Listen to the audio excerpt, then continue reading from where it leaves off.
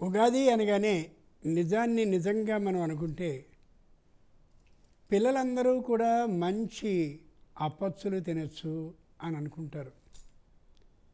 ఉద్యోగాన్ని చేస్తున్న వాళ్ళందరూ కూడా అమ్మయ్య ఓ సెలవు రోజు దొరికింది, రోజు పొద్దున్నే లేవాల్సి వచ్చి పరిగెత్తుకొచ్చి అబ్బో రాత్రి 10 అయిపోతుంది అంచేత మంచి సెలవు దినం దొరికింది అని ఇంకో గంట ఆలస్యంగా లేస్తున్నారు.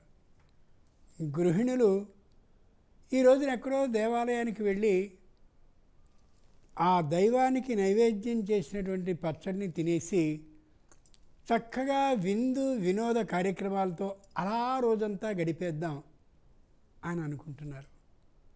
నిజాన్ని నిజంగా అనుకుంటే ఇదే జరుగుతోంది.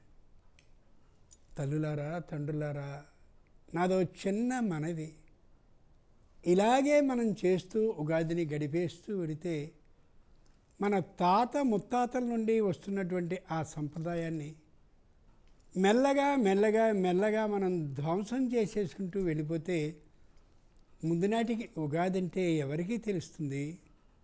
ఏం చేయాలో ఏ విధంగా అర్థమవుతుంది? కాస్త సంప్రదాయాన్ని పాటిద్దాం.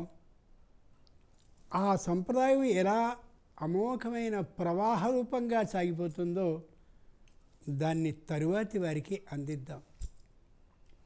నేనేదో దుర్విమర్శ చేస్తున్నాను అని దయచేసి భావించకండి. హృదయ ఆవేదనతో మనవి చేస్తున్నాను.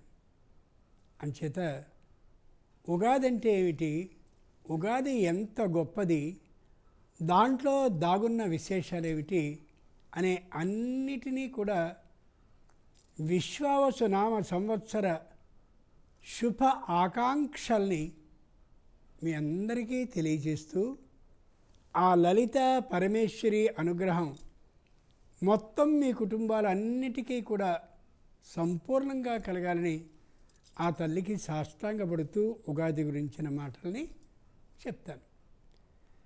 చైత్రే మాసి జగద్బ్రహ్మ ససర్జ ప్రథమేహని వత్సరాదీన్ వసంతాదీన్ ఋతూన్ మాసాన్ దినానపి.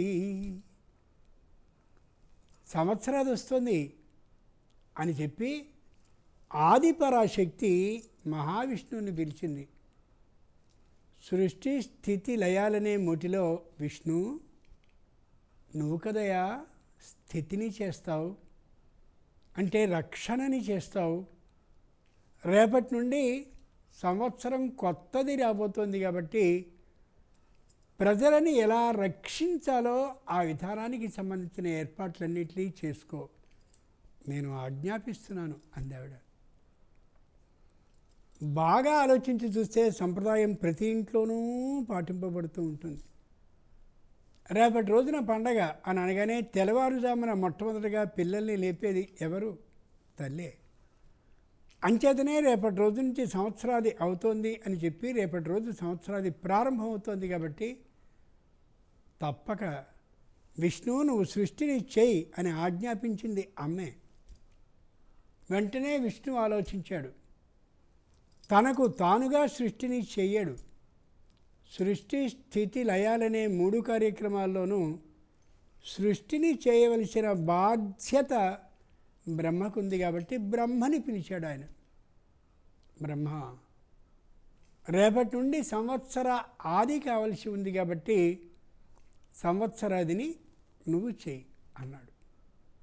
అలాగే తప్పక అని చెప్పి బ్రహ్మ ఏ సంవత్సరంలో సృష్టి చేద్దాం అని మొట్టమొదటిగా అలా ఒకసారి చూస్తే 60 సంవత్సరాలు వచ్చాయి. అబ్బో 60లోనా? ఈ 60లో దేంట్లో సృష్టి చేద్దాం? తేషు చ ప్రథమ, అన్నిట్లోనూ మొదటి సంవత్సరంలో సృష్టి చేద్దాం.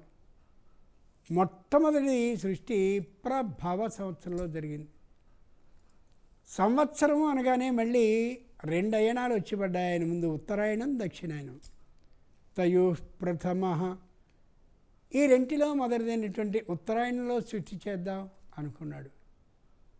ఉత్తరాయణం అనగానే మళ్ళీ 3 ఋతువులు వచ్చేసాయి, వసంతం గ్రీష్మం వర్షం అని. తేషు చ ప్రథమ, ఈ మూటిలో కూడా మొదటిదేదో దాంట్లో సృష్టి చేద్దాం అనుకున్నాడు బ్రహ్మ. అనుకుని వసంత ఋతువులో సృష్టి చేద్దాం అని నిశ్చయానికి వచ్చాడు. వసంత ఋతువు అనగానే మళ్ళీ 2 మాసాలు వచ్చాయి, చైత్రం వైశాఖం అని. తయోశ్చ ప్రథమ, ఈ రెంట్లో కూడా మొదటిదేది చైత్రమాసం కదా, చైత్రమాసంలోనే సృష్టి చేద్దాం అనుకున్నాడు. చైత్రమాసం అనగానే మళ్ళీ 2 పక్షాలు వచ్చాయి, శుద్ధపక్షం కృష్ణపక్షం అని. పూర్వంగానే మళ్ళీ మొదటి దాంట్లో సృష్టి చేద్దాం అని అనుకుని శుద్ధపక్షంలోనే సృష్టి ప్రారంభిద్దాం అనుకున్నాడు బ్రహ్మ. ప్రారంభిద్దాం అని అనుకునేసరికి శుద్ధపక్షంలో 15 తిథులు వచ్చాయి. ప్రథమ అంటే పాడ్యమి నుండి పూర్ణిమ వరకు వచ్చాయి. అబ్బో, ఈ అన్నిట్లోనూ మొదటిది ఏది అని ఆలోచించుకుంటే పాడ్యమి తిథి అయింది. బాగుంది. ఈ ప్రథమా తిథి అయినటువంటి పాడ్యంలోనే ప్రారంభిద్దాం సృష్టిని అనుకున్నాడు. పాడ్యమి అనుకోగానే మళ్ళీ 2 వచ్చాయి, పగలు రాత్రి అని. ఈ రెంటిలో కూడా మొదటిది పగలు కదా, పగల్లోనే ప్రారంభిద్దాం. పగటిలో అనగానే 15 ముహూర్తాలు వచ్చాయి, బ్రాహ్మీ ముహూర్తం ప్రారంభించుకుని. ఈ 15లోనూ మొదటిదైనటువంటి బ్రాహ్మీ ముహూర్తంలో సృష్టి చేద్దాం అనుకున్నాడు. సంవత్సర ఆది అనగానే అలా ఏదో వచ్చేసినటువంటి రోజు మాత్రం కాదు. సంవత్సరాలలో మొదటిదైనటువంటి ప్రభవలో, ఆ ప్రభవలో ఉండేటటువంటి ఉత్తరాయణ దక్షిణాయనంలో మొదటిదైనటువంటి ఉత్తరాయణంలో కూడా మొదటిదైనటువంటి వసంత ఋతువులో, ఆ ఋతువులో కూడా ఉన్నటువంటి 2 మాసాల్లో మొదటిదైనటువంటి చైత్రమాసంలో, ఆ చైత్రమాసంలో కూడా వచ్చినటువంటి శుద్ధ కృష్ణ పక్షాలలో మొదటిదైన శుద్ధపక్షంలో, ఆ పక్షంలో కూడా మొదటిదైనటువంటి పాడ్యమీ తిథిలో, ఆ పాడ్యమీ తిథిలో కూడా మొదటిదైనటువంటి పగటిలో, ఆ పగటిలో కూడా మొదటిదైనటువంటి బ్రాహ్మీ ముహూర్తంలో సృష్టి స్థితి లయాలనే మూటిలోనూ మొదటిదైన సృష్టి అనే కార్యాన్ని బ్రహ్మ విష్ణు మహేశ్వరులనే ముగ్గురులో మొదటివాడైన బ్రహ్మ సృష్టి చేస్తే ఏర్పడినటువంటిది సంవత్సర ఆది. మొట్టమొదట ప్రభవ అనే సంవత్సరంలో సృష్టి ప్రారంభింపబడితే తర్వాత ఏ సంవత్సరం వస్తుందో ఆ సంవత్సర ప్రారంభంలో ఇదిగో ఈ సంవత్సరాది ఏర్పడుతుంది. కాబట్టి దీన్ని సంవత్సర ఆది అన్నారు. గొప్ప విషయం కాదు. ఎందుకని అన్నిట్లోనూ మొదటిది అని బ్రహ్మ సృష్టి చేయాలి? ఏమిటి దాంట్లో కారణం? ఒకే ఒక్క కారణం.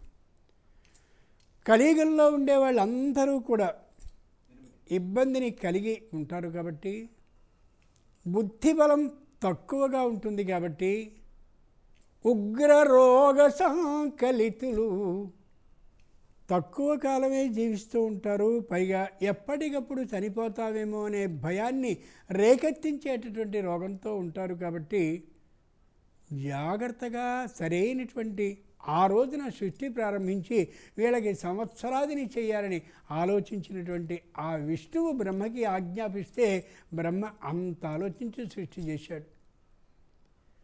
అంత గొప్పది మనం అనుకునేటటువంటి ఈ సంవత్సరాది.